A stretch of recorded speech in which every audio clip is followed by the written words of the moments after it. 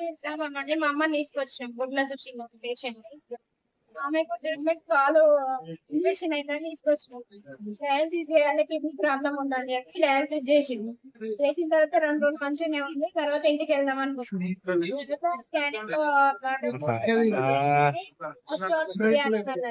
ఇప్పుడే వెంటనే వేస్తే ఏమవుతుందో, ఆమె ట్రీట్మెంట్ తట్టుకుంటుందో తట్టుకోదో అని 2 రోజులు ఆలోచించుకొని వద్దన్న తర్వాత మళ్ళీ సార్ వాళ్ళు చేయించుకోండి బాగానే ఉంటుంది అని చెప్పి రేట్ మాట్లాడుకొని చేయించుకున్నామా అంటే మళ్ళీ ఆలోచించుకొని చెప్తామని చెప్పి మేము ఆలోచించుకొని చేయమన్నాం. బాగుంటది అనే కదా చేయమనేది.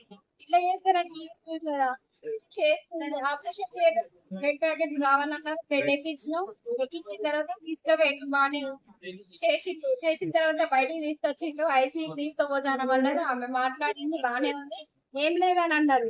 అన్న తర్వాత లోపలికి వెళ్ళి హెవీ బ్లీడ్ అవుతుంది, బ్లీడ్ అయితే బ్లడ్ ప్యాకెట్ ఎక్కియాలని సీరియస్ ఉందని చెప్పిన తర్వాత నాకు ఏమైందో లోపల చూడనివ్వలేదు, రానివ్వలేదు. రానియకపోతే మేము నైట్ మా బావ బ్లడ్ ప్యాకెట్ తెచ్చింది. అయిపోయిన తర్వాత తెల్లారి పొద్దున ఆల్రెడీ ఆమె మొన్న నైట్ చనిపోయినట్టుంది తెలియదు మాకు. నిన్న మళ్ళీ పొద్దున ఓపెన్ సర్జరీ చేయాలని చెప్పి అదంతా ఓపెన్ చేసి బ్లడ్ ఎక్కించి ఇదంతా క్లాట్ అయిందంతా తీసేసి ఆమె చనిపోయిన బాడీకి అవన్నీ చేసింది సార్ వాళ్ళు. మాకు ఏం చెప్పకుండా బానే ఉంది శ్వాస ఆడుతుంది బానే ఉంది అని అన్నారు.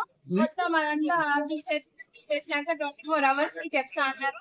నిన్న నైట్ కూడా బానే ఉందని అనే చెప్పిండు. ఇంతవరకు మొత్తం పోయి చూసేసరికి గాజు ఇవన్నీ మొత్తం వాపుస్తాయి.